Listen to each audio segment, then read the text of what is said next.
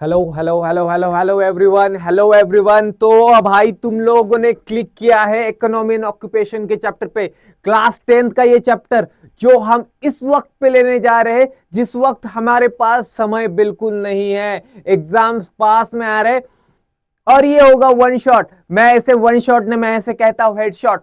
अभी भाई ये बदलने की जरूरत है, अभी वन शॉट्स नहीं चाहिए सर, अभी हेड शॉट्स चाहिए, ऐसा जो पट से दिमाग में चला जाए, क्रिस्प शॉर्ट और दिमाग में जाने लायक। तो हम उसको ऐसा ही रखेंगे, ज्यादा टाइम वेस्ट ना करते हुए। आई नो भाई एग्जाम्स आ रहे, सब लोग बहुत ही ज्यादा एंशियस है, वरीड है, नर्वस है, बहुत सारी चीजें करनी है, तो वही करेंगे। ठीक है, नो टाइम वेस्ट एंड सीधा हेडशॉट। तो शुरू करते हैं हमारा इकोनॉमी एंड हमारा ऑक्यूपेशन का वन शॉट। ज्योग्राफी का एक चैप्टर है, ये चैप्टर में हम पढ़ेंगे कि भाई जो आज अभी तक पढ़ते आए, क्या पढ़ते आए, ये पढ़ते आए कि इंडिया एंड ब्राजील दोनों की कंपैरेटिव ज्योग्राफी देख रहे, फिजिकल देख ली, क्लाइमेटोग्राफी देख ली, अब क्या देखेंगे, इकोनॉमिक ज्योग्राफी, ह्यूमन ज्योग्राफी भी देखेंगे, पॉपुलेशन है, ह्यूमन सेटलमेंट है। तो ये इकोनॉमिक ज्योग्राफी का पार्ट है जहां पे ज्योग्राफी कैसे रिलेट करती है इकोनॉमिक टर्म से, ज्योग्राफी कैसे अलाइन होती है इकोनॉमिक टर्म से, इकोनॉमी कैसे ज्योग्राफी से चलती है, तो हम पढ़ेंगे। तो शुरू करते हैं इंट्रोडक्शन से। इंट्रोडक्शन का बात करेंगे तो इंट्रोड्यूस करेंगे हमारी इकोनॉमी को। Economy in a country depends on the economic activities. किसके ऊपर डिपेंड होता है, इकोनॉमिक एक्टिविटीज। कौन सी इकोनॉमिक एक्टिविटीज, एक्टिविटी जो लेन देन होता है, पैसों का व्यवहार होता है, जहां पे कोई मॉनिटरी वैल्यू जनरेट होता है, उसको हम इकोनॉमिक एक्टिविटी बोलते हैं। दोस्त को पैसे दिए, वो इकोनॉमिक एक्टिविटी नहीं है, पर दोस्त को कुछ बेचा, तुम्हारा शॉप है, दोस्त को कुछ बेचा, वो इकोनॉमिक एक्टिविटी हो गई। ठीक है, तो 3 टाइप्स ऑफ इकोनॉमिक एक्टिविटीज है जिससे इंसान अपनी लाइवलीहुड कमाता है भारत में और दुनिया भर में। प्राइमरी, सेकेंडरी, टर्शरी, क्वार्टरनरी भी है, बट हमारे इसमें 3 ही है, तो 3 ही ध्यान रखेंगे, primary, secondary, tertiary, primary, secondary, tertiary. तो एक एक देखते हैं। प्राइमरी ये है भाई, देख लो, खेतीबाड़ी करने वाला किसान। सेकेंडरी ये है मैन्युफैक्चरिंग होने वाला, और ये थर्ड है ट्रांसपोर्ट ट्रांसपोर्ट। तो भाई ये 3 सेक्टर्स है, आराम से एक एक देखेंगे, नो वरीज, ज्यादा देखेंगे नहीं। ठीक है, तो वो देखने के पहले ना देखो क्या है प्राइमरी। प्राइमरी में क्या है, प्राइमरी, सेकेंडरी और टर्शरी क्या है। सीधी बात है, जो भी नेचर से आएगा, डायरेक्टली नेचर को एक्सप्लॉइट करेंगे, यूज करेंगे, वो फील्ड होगी, वो इकोनॉमिक एक्टिविटी होगी प्राइमरी। तो एग्जांपल्स है हमारे एग्रीकल्चर, ठीक है, एग्जांपल्स है हमारे agriculture, mining, fishing. Agriculture direct nature को एक्सप्लॉइट किया भाई, कुछ बोआ है, उससे कुछ फसल उगाई है और वो फसल बेची है, एग्रीकल्चर। माइनिंग डायरेक्टली जो ओर से, जो मिनरल्स है, वो जमीन से निकाले, बेचे हैं। फिशिंग समंदर से फिश पकड़ी है, रिवर से फिश पकड़ी है, बेची है। इकोनॉमिक एक्टिविटी एक्सप्लॉइट कर रहे हैं नेचर को डायरेक्टली। तो ये इसको हम ना एग्रीकल्चर सेक्टर भी बोलते हैं, एग्रीकल्चर एंड अलाइड सेक्टर भी बोलते हैं, जिसमें मेजोरिटीली एग्रीकल्चर है, डेयरी वेरी भी इसमें आता है। ठीक है, एनिमल हस्बेंड्री भी इसमें आता है, क्योंकि एनिमल्स भी पार्ट ऑफ नेचर है। ठीक है, दूसरा है सेकेंडरी। सेकेंडरी को सीधा मैन्युफैक्चरिंग, जिसमें रॉ मटेरियल लिया जाएगा, कहां से, प्राइमरी से, और उससे एक फिनिश गुड, एक प्रोडक्ट बनाया जाएगा, ट्रांसफॉर्म किया जाएगा। जैसे प्राइमरी से लिया क्या, प्राइमरी से लिया टोमेटोज, टोमेटोज को बनाया क्या, टोमेटो केचप, टोमेटो सॉस, बन गया प्रोडक्ट, मैन्युफैक्चरिंग इंडस्ट्री का। आयरन लिया कहां से, माइनिंग करके, प्राइमरी सेक्टर से, उसको भेजा फैक्ट्री में, उसकी बनाई कार, बन गया मैन्युफैक्चरिंग, मैन्युफैक्चर्ड प्रोडक्ट कार। तो ये बन गया सेकेंडरी। इसको हम मैन्युफैक्चरिंग इंडस्ट्री भी बोलते हैं, क्योंकि मैन्युफैक्चर हो रहे गुड्स। फिर आते टर्शरी। टर्शरी में भैया गुड्स नहीं है, फिजिकल गुड्स नहीं है, यहां पे सर्विसेज है, जैसे ट्रांसपोर्ट, फिजिकल गुड्स नहीं है जिसको टच फील कर सकते हो, ट्रांसपोर्ट। फिर क्या है, बैंकिंग। फिर क्या है, कम्युनिकेशन। फिर क्या है, सिंपल भाई एजुकेशन, इंटरनेट। क्या है, सर्विस प्रोवाइड की जा रही है।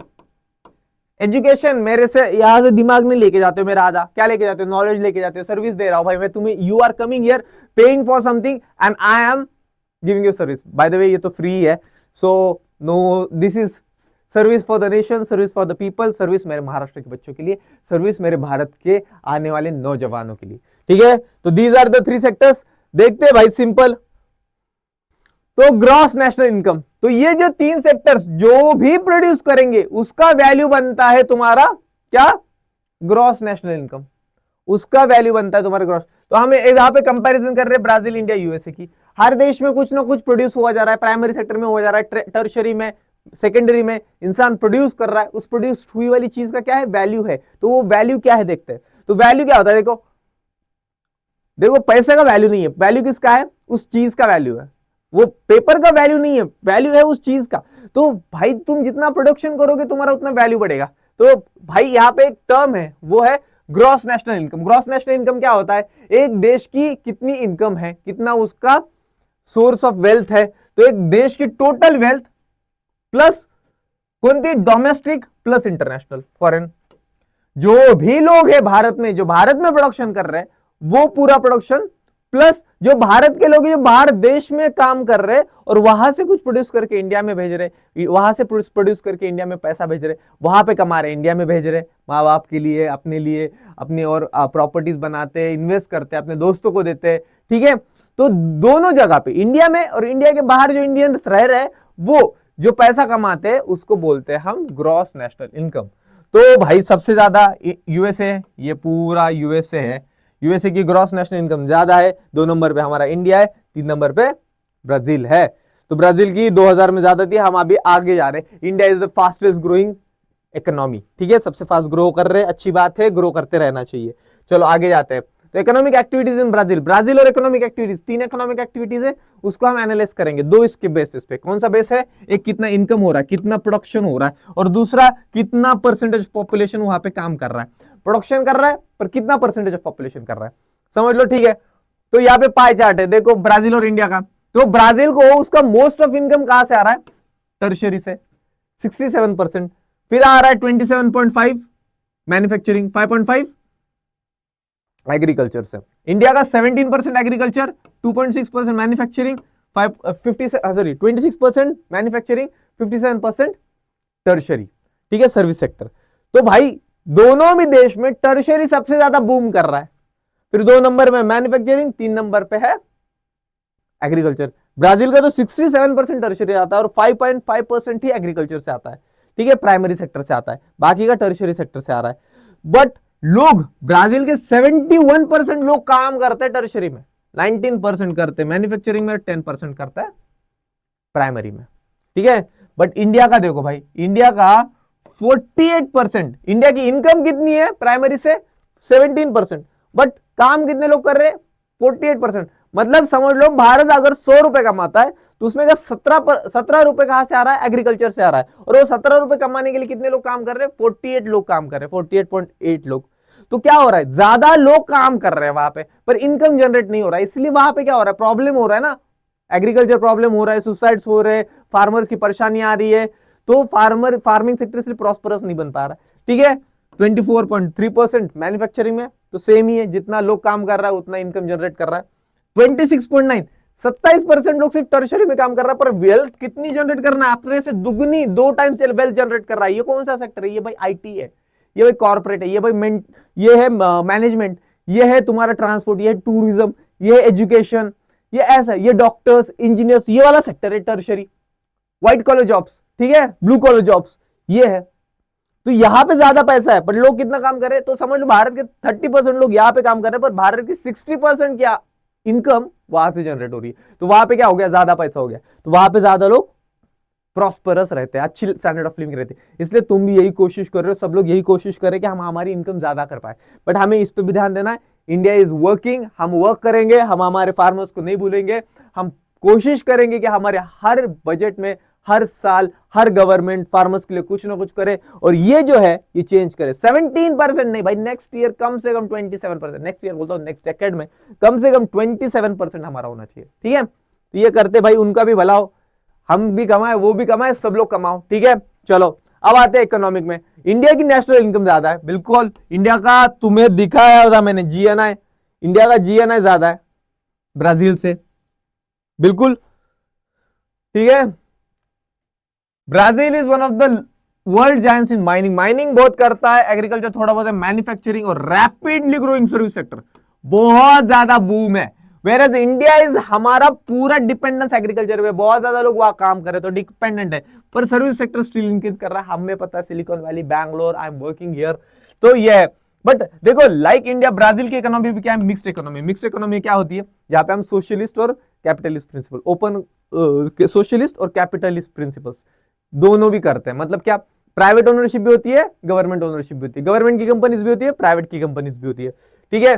तो दोनों भी डेवलपिंग इकोनॉमीज है, डेवलप हो रहे, और पर कैपिटा इनकम उनका वे लेस है।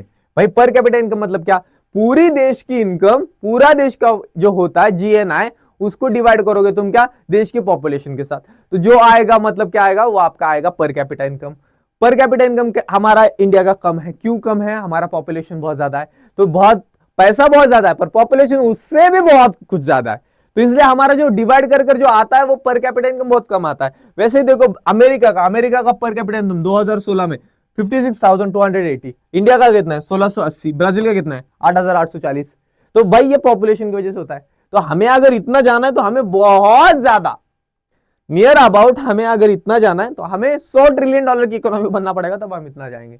तो इतना मुश्किल होता है क्योंकि पॉपुलेशन बहुत ज्यादा है, ठीक है। चलो फिर क्या है, यूनाइटेड स्टेट डेवलप कंट्री है। यूएसए की स्ट्रेंथ क्या है, एजुकेटेड पीपल है भाई, ब्रेन ड्रेन है भाई, पूरे patents, modern technology, mechanical advantages, Google उनका, फेसबुक उनका, एप्पल उनका, एनवीडिया उनका, भाई क्या कर रहे, लोगों को ला रहे, ब्रेन, होशियार लोग, और बना रहे अपने देश को स्ट्रांग, ठीक है।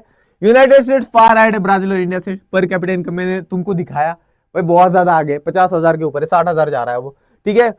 इंडिया एंड ब्राजील दोनों डेवलपिंग है, अमेरिका डेवलप्ड है इसलिए।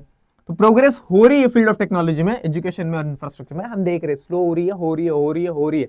आज जो 10 साल पहले, 20 साल पहले, 30 साल पहले, 40 साल पहले इंडिया था, आज वो है नहीं। आज के बाद 10 साल बाद भी जो इंडिया होगा वो बहुत बदला हुआ होगा, तो हम वो कर रहे। National per capita income of Brazil and India are way too less than USA, बराबर है भैया, बहुत कम है। 56,000 कहाँ पे, 1600 कहाँ पे, 8,000 कहाँ पे, बहुत डिफरेंस है। तो ठीक है, इंडिया पर कैपिटा इनकम बहुत ही लो है, बिकॉज इंडिया का साइज बहुत बड़ा है। साइज कौन सा साइज बोल रहे हैं हम, पॉपुलेशन साइज, लोक संख्या बहुत ज्यादा है हमारे पास लोग, ठीक है भाई। 100 रुपए कमाए, 100 लोगों, 100 रुपए 100 लोगों में डिवाइड होंगे तो कितना, एक, हर एक को एक एक रुपए आएगा, बट वही 100 रुपए कमाए, बट वो डिवाइड हो रहे 5 ही लोगों में, कितना आएगा, तुम कर लो गणित, ठीक है, तो 20-20 रुपए आएगा।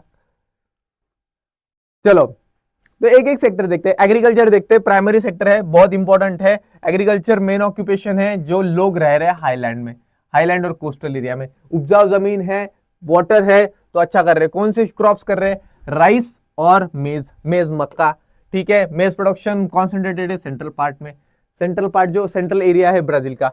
फिर कमर्शियल क्रॉप्स, कमर्शियल क्रॉप मतलब क्या, जो बेचे जाते हैं क्रॉप्स, जिसका बिजनेस होता है, coffee, cocoa, rubber, soybean, sugar cane, ये सारे कमर्शियल क्रॉप्स है। इसको डायरेक्ट कंजम्पशन करने के लिए नहीं, इसको बेच के इसका कोई प्रोडक्ट बना के खाते लोग मोस्टली, ठीक है। ब्राजील लार्जेस्ट एक्सपोर्टर है कॉफी और सोयाबीन का, बहुत अच्छी कॉफी मिलती है। मेजर स्टेट्स कौन सी है, मिनास ग्रेयास और साओ पाउलो, क्या बना रहे, कॉफी बना रहे, बहुत फेमस कॉफी ब्राजील की, coffee pot of the world है। कैटल, शिप, गोट्स, ये भी है सवाना ग्रासलैंड में, जहां पे पूरा नहीं का गवत वगैरह है सगळीकडे, तिथं पण आहे। मीट डेयरी प्रोडक्शन आता है उससे, बिल्कुल आएगा। वूल आता है, वूल के साथ मीट आता है, मिल्क आता है, तो भाई बढ़िया तरीके से प्रोडक्शन कर रही है अभी।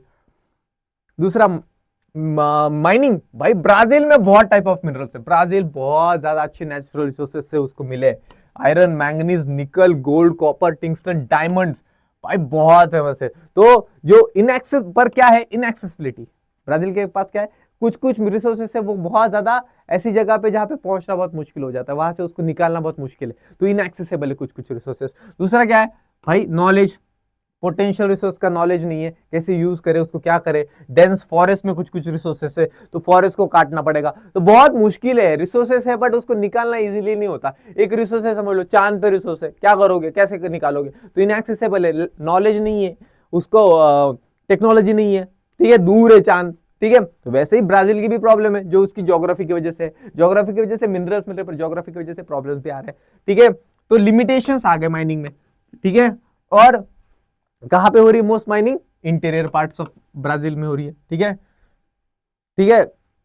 Sorry interior parts of Brazil में लिमिटेशन सारे, मोस्ट ऑफ बाकी का ब्राजील क्या है, इंटीरियर पार्ट्स में क्या है भाई तुम्हारा, अमेजोन है। तो अमेजोन के जंगल में माइनिंग करने जाना मतलब खतरा खतरा खतरा ही है हर जगह, ठीक है, जानवर, सांप, रेप्टाइल्स और बहुत ही ज्यादा एक्सट्रीम टेरेन है वो, ठीक है। तो चलो, पर due to increase of demand in the country mining work has developed well.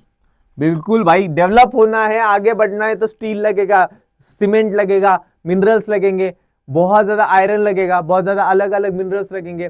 तो अगर एक देश आगे बढ़ रहा है तो उसके लिए उसको रिसोर्सेस लगेंगे, और रिसोर्सेस के लिए आपको माइनिंग करनी पड़ेगी, ठीक है। तो ये देखो मैप है, कॉफी, कॉफी कहाँ पे दिखती है हमें, ये देखो ये कॉफी, ये कॉफी, ये देखो ये कॉफी, ठीक है, कॉफी दिख रही है, कॉर्न, राइस, शुगर केन। मुझे तुम्हें ना ये मैप करना है, I am bringing a map वाला सेशन अलग से, बिकॉज इसको टाइम चला जाएगा। मैप वाला सेशन तुम्हें अलग से ही करना पड़ेगा, अलग से ही ध्यान रखना पड़ेगा, उसको प्रैक्टिस करना पड़ेगा, ऐसे नहीं होगा ये 5 मिनट में मैं तुम्हें दिखा के तुम्हारे दिमाग से ही चला जाएगा। So don't worry, don't waste your time over here, ये सिर्फ जनरल अंडरस्टैंडिंग के लिए, ठीक है। उसके लिए एक अलग से सेशन में लाऊंगा, एक फुल वन शॉट मैप का भी लाऊंगा, डोंट वरी। लाइव लेक्चर में भी ले रहा हूं, मेरा लाइव लेक्चर है, ठीक है, वो देख लेना मैप का। चलो फिशिंग, फिशिंग में आते हैं, फिर से हम किस में है, प्राइमरी में ही है। तो चलो ब्राजील में सी कोस्ट कितना है, 7,400, इंडिया में कितना है, 7,500। तो बहुत अच्छा फिशिंग ग्राउंड होता है, क्योंकि क्या है, अटलांटिक ओशन है, तो साउथ अटलांटिक ओशन बहुत ज्यादा फिशिंग ग्राउंड है। क्यों भाई, वहां पे कोल्ड और कौन सा, ब्राजीलियन वार्म करंट और फाकलँड कोल्ड करंट, तो थंड करंट आणि थंड पाणी समुद्रातलं आणि गरम पाणी येऊन मिक्स होतं, कोमट पाणी बनतं। कोमट पाणी जसं आपल्याला पण आंघोळीला आवडतं तसं पण फिशेसला राहायला आवडतं, तर फिशेस खूप जास्त येतात, तो खूप चांगलं फिशिंग ग्राउंड बनतं इथं। तर ट्रेडिशनली फिशिंग कॅरीड करत होते स्मॉल ग्रुप्स ऑफ इंडिव्हिज्युअल्स, पण आता काय व्हायला लागले, आता मॉडर्न टेक्नॉलॉजी यूज व्हायला लागली, मोठे मोठे मशीन्स यूज होतात, ठीक आहे। पहिले काय होतं, काहीतरी मच्छवारे 4-5 जणांचा ग्रुप बनून आपली जहाज घेऊन जायचे आणि फिशिंग करून यायचे। आता काय होतं, आता मोठमोठाले शिप्स चालल्यात आणि त्या फिशिंग करतात, ठीक है। तो कौन से fish, sword fish, shrimps, lobsters, sardines, ये मेनली उनके फिशेस है। फिश अमेजोन में भी है, बट इतना फिशिंग नहीं करते, एक्सप्लॉइट नहीं किया है मच, मोस्ट स्मॉल स्केल पे फिशिंग होती है। तो क्या गोड पाण्यातले माशाची फिशिंग कमी होते, कोणती खाऱ्या पाण्यातली जास्त होती है, ठीक है, सेम ऍक्सेसिबिलिटी नसल्यामुळं। ओके चला, तो united states dollar is used during the international transaction, हे एक तुम्हाला एक आहे की जे बी ट्रान्झॅक्शन होतात आज, जी इंटरनॅशनल करन्सी आहे ती US डॉलर आहे, तर आणि ब्राझीलचं काय, ब्राझिलियन रियाल आहे, आणि त्याचं सिम्बॉल असं आहे, ठीक आहे। आणि आपल्या इंडियाचं काय असं R आणि R मिक्स्ड, तर इंडियाची करन्सी काय रुपीज आहे, तो 1 अमेरिकन डॉलर किती आहे, ब्राझिलियन रुपीज 3.19, ठीक आहे। 1 US डॉलर किती रुपये आहेत, 64, आता करंट आहे 85, ठीक आहे। तुमच्या बुकमध्ये जुनं आहे, करन्सी चेंज होत राहते, फ्लक्च्युएट होत राहते, एव्हरी डे ते खाली वरती होत जातं खूप साऱ्या इकॉनॉमिक ऍक्टिव्हिटीजमुळे, ठीक आहे। जास्त आता डोकं लावायचं नाही त्याच्यात। चला, इंडियाचं ऍग्रिकल्चर बघू बाबा, इंडियात काय होतं, इंडियाचं ऍग्रिकल्चर मध्ये कॉन्ट्रीब्युट होतं मोस्ट जीडीपीला, किती कॉन्ट्रीब्युशन आहे बाबा, कशात कॉन्ट्रीब्युशन जास्त आहे, एम्प्लॉयमेंट मध्ये खूप जास्त लोक तिथं काम करतात। तर about 60% of Brazil, 60% of India's land is under cultivation, तो खूप लोक काम करतात, आणि 60% भारत जेवढं जमीन आहे तेवढ्या ते 60% इज अंडर कल्टिवेशन, म्हणजे तिथं शेती होती। In its enormous expanse of level of plains, क्यों, प्लेन्स बहुत अच्छे हैं हमारे पास, रिच सॉइल है, फर्टाइल सॉइल है, high percentage of cultivable land है, वाइड क्लाइमेट वैरायटी, अलग अलग क्लाइमेट, इंडिया के अलग अलग क्लाइमेट में अलग अलग क्रॉप ग्रो होता है, ग्रोइंग लॉन्ग ग्रोइंग सीजन है, अच्छा बारिश पानी है, ठीक है, नॉर्दर्न प्लेन्स में। तो Indian agriculture is mainly subsistence type. Subsistence मतलब क्या भाई, सबसिस्टेंस मतलब जहाँ पे छोटा प्लॉट ऑफ लैंड होता है, बड़ी बड़ी जमीनें नहीं होती है, 10-10 हजार, 4-4 हजार, 2-2 हजार एकड़ की जमीन नहीं होती है। यहाँ पे जमीन की कितनी होती है, 2 एकड़, 3 एकड़, 4 एकड़, तो स्मॉल प्लॉट ऑफ लैंड होता है। तो वहां पे क्या होता है, उस स्मॉल प्लॉट ऑफ लैंड को एक फार्मर को ज्यादा से ज्यादा प्रोडक्शन करना है, तो वो क्या करता है, बहुत ज्यादा इंटेंसिव फार्मिंग करता है, तो सबसिस्टेंस फार्मिंग वही होती है। इंडिया प्रोड्यूस कर रहा है राइस, व्हीट, मेज, सोरगम, सोरगम म्हणजे जवार, मिलेट्स म्हणजे बाजरी, प्लांटेशन क्रॉप्स पण आहे, टी, आसाम चाय, कॉफी आमच्या इथं कर्नाटकातच भेटते आता सध्या, रबर आणि cash crops like sugar cane, आपल्या इकडे खूप जास्त शुगर केन, कॉटन, ज्यूट आहे बंगालमध्ये, शुगर केन, कॉटन, आपल्याला माहिती साखर कारखाने, आपल्या माहिती जिनिंग मिल किती आहेत आपल्या इकडे, ठीक आहे। महाराष्ट्रामध्ये शुगर केन आणि कॉटन खूप जास्त प्रोड्यूस केलं जातं. ओके, चलो नेक्स्ट. Fishing in India. इंडियामधली फिशिंग बघायची बाबा, फिश कशी केल्या जातात. तो largest, India is one of the largest producer of fish. भाई बहुत फिशिंग करते हैं हम, मरीन और इनलैंड दोनों भी करते हैं, समंदर में भी करते हैं और रिवर्स में भी करते हैं. तो क्या करता है फिशरी, हेल्प करता है फूड सप्लाई. भाई बिल्कुल, जो कोस्टल एरिया में रहते हैं, जो नॉन वेजिटेरियन खाते हैं, तो उनका एक सोर्स ऑफ मीट है, प्रोटीन है, सॉरी, ठीक है. जनरेट करता है एम्प्लॉयमेंट. बिल्कुल एम्प्लॉयमेंट, जहां से भी कुछ चीज बिकेगी और किसी को कुछ चाहिए तो उस चीज के लिए क्या होगा, एम्प्लॉयमेंट, रोजगार जनरेट होगा. न्यूट्रिशनल लेवल, बिल्कुल बहुत न्यूट्रिशियस होती है, ओमेगा फैटी एसिड्स होते हैं. एंड अर्निंग फॉरेन एक्सचेंज, बिल्कुल हमारे शिप फिशेस एक्सपोर्ट भी किए जाते हैं, तो क्या करते हैं हम, पैसा कमाते हैं बाहर के देश का. ठीक है. Fish forms important part of diet those living in coastal area. बरोबर जे समुद्र किनारे राहतात त्यांचा इंपॉर्टंट डाएट आहे. किती किनारपट्टी आपली, 7,500. ठीक है. Marine fish accounts about 40% of the total animal fish. Total 100% में से 40% मरीन का है, एंड बाकी का its in coastal waters from the west, from Kutch, Malabar आणि कोरोमंडल कोस्ट. हे आपले कोस्टल प्लेन्सचे नाव आहे, सॉरी कोस्टचे नाव आहेत. कच्छ कुठं, गुजरात, मलाबार इन केरला एंड कोरोमंडल इन तमिलनाडु. तो मोस्टली होता है. मेजर फिशेस कौन सी है, सार्डाइन्स है, मैक्रेल्स है, बॉम्बे डक है और प्रॉन्स है. ठीक है. ईस्टर्न कोस्ट पे भी होते हैं और वहां पे फिशेस लाइक मैक्रेल्स, क्यूपिड्स और सिल्वर बेलीज की जाती है. ठीक है. फ्रेश वाटर फिशिंग भी की जाती है. कहाँ पे की जाती है, reverse, canals, irrigation canals, dams, tanks, बहुत ज्यादा लेक्स वेक्स जगह. ठीक आहे. सिल्वर बेली कार्प्स, यहाँ पे चोपडा हा मासा जास्त व्हरायटीचा आहे इथं. 60% ऑफ टोटल फिश प्रोडक्शन आपलं इनलँड फिशिंग मधून येतं. तर 40% कुठून यायले, समुद्रातून. 60% यायला लागले इथं जे नद्या आहेत आणि इथलं मधल्या जे वॉटर बॉडीज आहेत इंडियातल्या तिथून. ठीक है.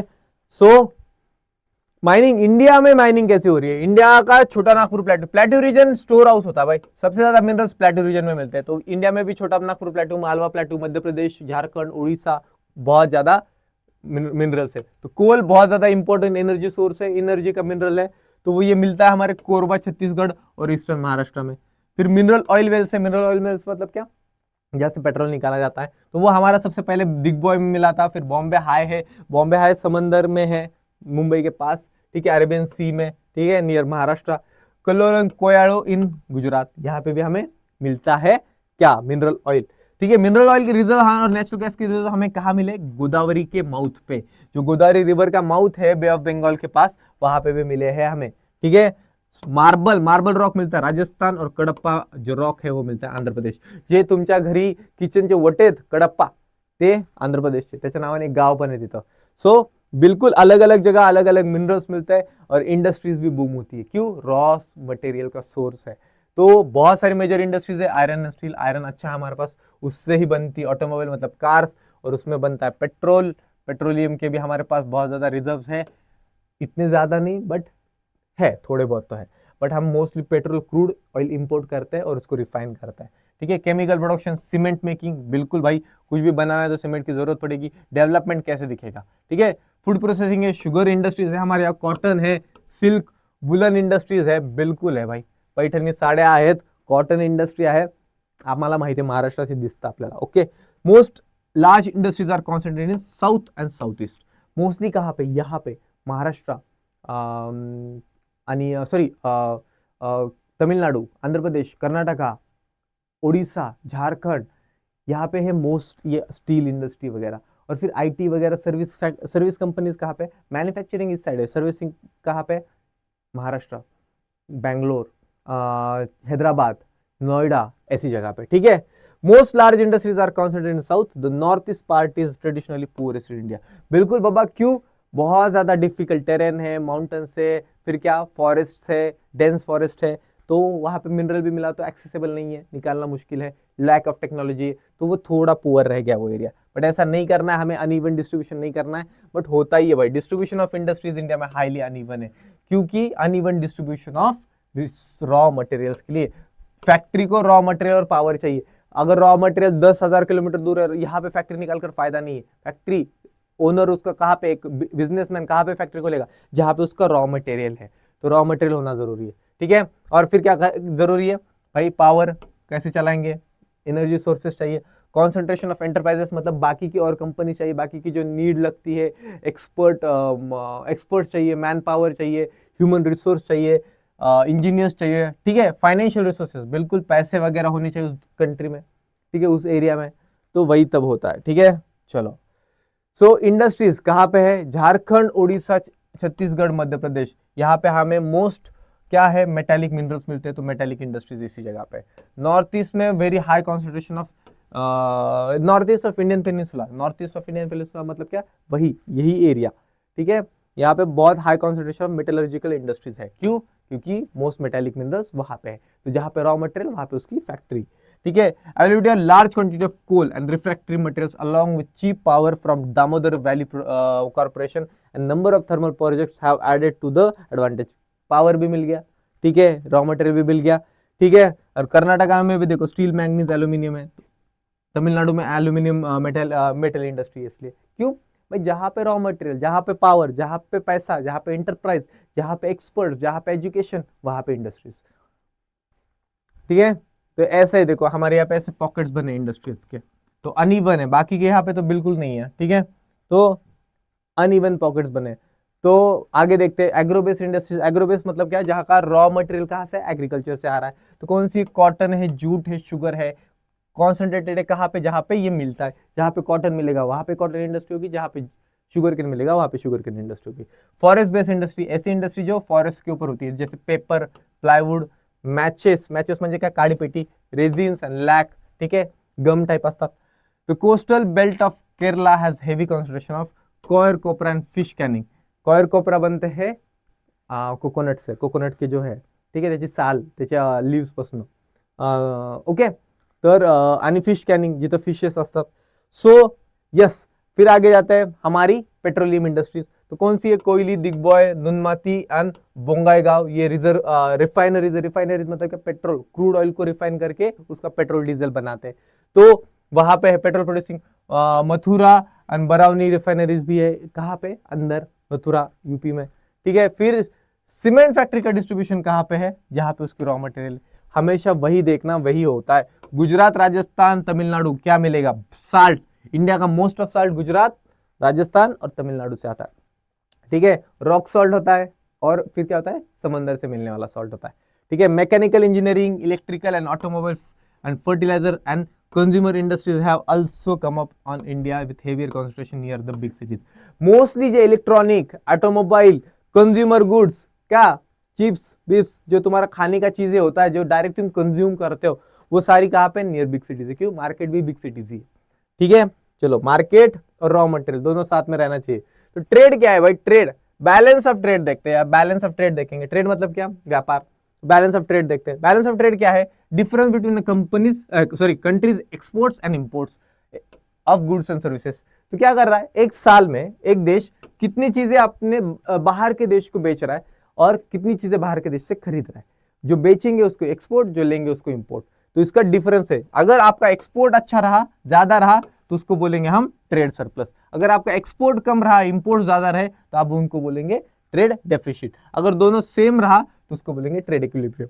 कभी भी आपका एक्सपोर्ट ज्यादा रहना जरूरी है, क्योंकि बाहर का पैसा आपके यहाँ जेब में आए, नहीं तो आपका ही ज्यादा बाहर जा रहा है, आपकी जेब से पैसा दूसरे देश में ज्यादा जा रहा है, तो आप लॉस में रहते हो। तो आपको ऐसा प्रोड्यूस करना है, इतना एक्सपोर्ट करना है, चाइना वही करता है, चाइना एक्सपोर्ट ज्यादा करता है, तो इसलिए वो ग्रो ज्यादा कर रहा है। तो एक्सपोर्ट करना अच्छा, ट्रेड सरप्लस रहना इज गुड, ठीक है।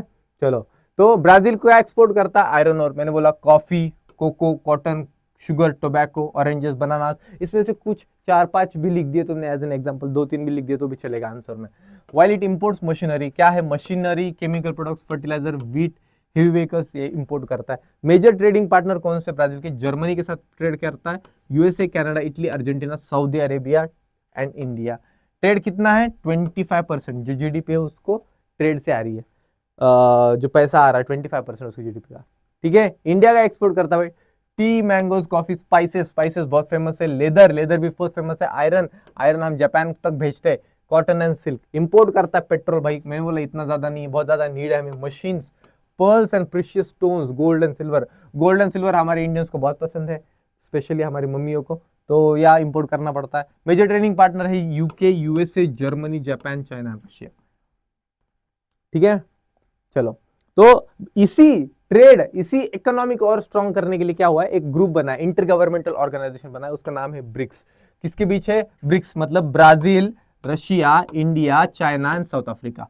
तो ये कंट्रीज है, इसमें कुछ ऑब्जर्विंग मेंबर्स भी है, जैसे इजिप्ट, इथोपिया, इंडोनेशिया, ठीक है, एंड दुबई, यूएई, ठीक है। ब्रिक्स कब बना था? 16 जून 2009, डेट ध्यान में रख लो, ठीक है। ऑब्जेक्टिव्स क्या थे भाई? क्या है? इकोनॉमिक कोऑपरेशन बने, जो आर्थिक कोऑपरेशन है, समझौता है, वो बढ़े, प्रमोट करे बैलेंस ग्लोबल फाइनेंशियल सिस्टम में। ऐसा ना हो कि जो बहुत ज्यादा डेवलप कंट्रीज है वही अपना फायदा कर रही है, तो ये भी लोग भी साथ आ गए, नहीं हम ऐसा नहीं होने देंगे, ठीक है। इन्फ्लुएंस कम करना है एंड अपना इन्फ्लुएंस बढ़ाना इंटरनेशनल अफेयर्स में। जब एक इंसान होता है तो उसका सुनेंगे नहीं, बट ये सब लोग, अगर एक देश बोलेगा, रशिया कुछ बोलेगा तो सुनेंगे नहीं, बट अगर ये पांचों के पांचों एक साथ बोलेंगे तो सबको सुनना पड़ेगा।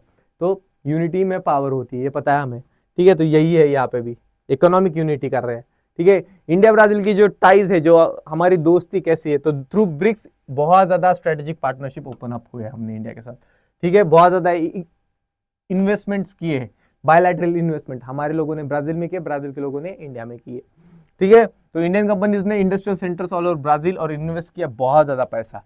इंडियन कंपनीज ने बहुत ऐसे कौन से sectors? IT, pharmaceuticals, Bharat pharmacy of the world है, बहुत ज्यादा जेनरिक ड्रग्स और वैक्सीन बनाते हैं हम, ठीक है। एनर्जी, एग्री बिजनेस, माइनिंग और इंजीनियरिंग में, ठीक है। ब्राजील का फुटप्रिंट इंडिया में इतना नहीं है, हमारे इतना स्मॉलर है, बट इंपॉर्टेंट है। कहाँ पे इन्वेस्ट किया उन्होंने? Automobiles, IT, mining, energy, biofuels, footwear sector में ब्राजील ने, ठीक है। सो दिस इज हमारा एक्सपोर्ट इंपोर्ट। तो देखो भाई, इंपोर्ट किया कितना ब्राजील से हमने? इतना। एक्सपोर्ट कितना किया हमने? इतना। तो हमारा एक्सपोर्ट ऊपर है, तो मतलब क्या, हम कभी भी ये ब्लू लाइन, ये एक्सपोर्ट की लाइन ऊपर रहेगी, मतलब क्या, हम एक्सपोर्ट ट्रेड सरप्लस है, तो हम फायदे में ब्राजील के साथ ट्रेड करके हम ज्यादा पैसा कमा रहे हैं, ठीक है। तो Brazil has been the largest producer of coffee, बिल्कुल कॉफी का सबसे बड़ा प्रोड्यूसर है, 150 ईयर्स से।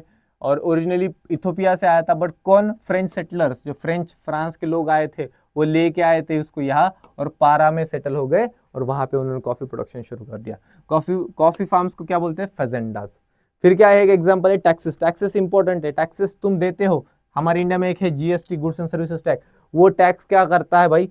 वो टैक्स तुम्हें ही वापस गवर्नमेंट यूज करती है तुम्हारा बेनिफिट करने के लिए, देश का भला करने के लिए, डेवलपमेंट करने के लिए, विकास करने के लिए, ठीक है। तो ये एक अच्छा टैक्स है। ऐसा सेम टैक्स ब्राजील ने भी डाला है।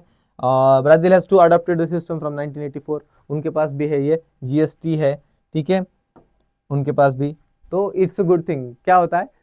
आप टैक्स देते हो और उससे आपको बेनिफिट मिलता है, आपको के लिए फैसिलिटीज बनाई जाती है, public facilities, transport, communication, safety, waste management, cleanliness, जो कि थोड़ा बहुत डाउट क्वेश्चनेबल है, बट फिर भी की जाती है, ठीक है। तो yes, that is our chapter economy and occupations. भाई लोग जल्दी से जल्दी खत्म करने की कोशिश किए, स्मॉल पार्ट्स में तुम्हें समझाने की कोशिश कर दिए। बिल्कुल 1.5 2x लगाने की जरूरत नहीं पड़ेगी, बिल्कुल बिल्कुल, क्योंकि पहले से ही मैंने उसको फास्ट लिया है। तो ऐसे और भी चैप्टर्स, और भी वन शॉट्स नहीं, हेड शॉट्स आते रहेंगे। बने रहिए इस चैनल पे, सब्सक्राइब करो जिसने सब्सक्राइब नहीं किया, कमेंट करो लेक्चर कैसा लगा, जो तुम्हारी नीड्स है बताओ। एग्जाम टाइम्स आ रहे हैं और हम तुम्हारे साथ हर वक्त खड़े हैं, बहुत सारे लाइव सेशंस आ रहे हैं, तो एकदम जम के तैयारी हो रही है हमारे चैनल पे, और मजा आ रहा है, और बहुत मजा करेंगे और पढ़ाई भी करेंगे, ठीक है। तब तक के लिए bye, see you in the next video, see या।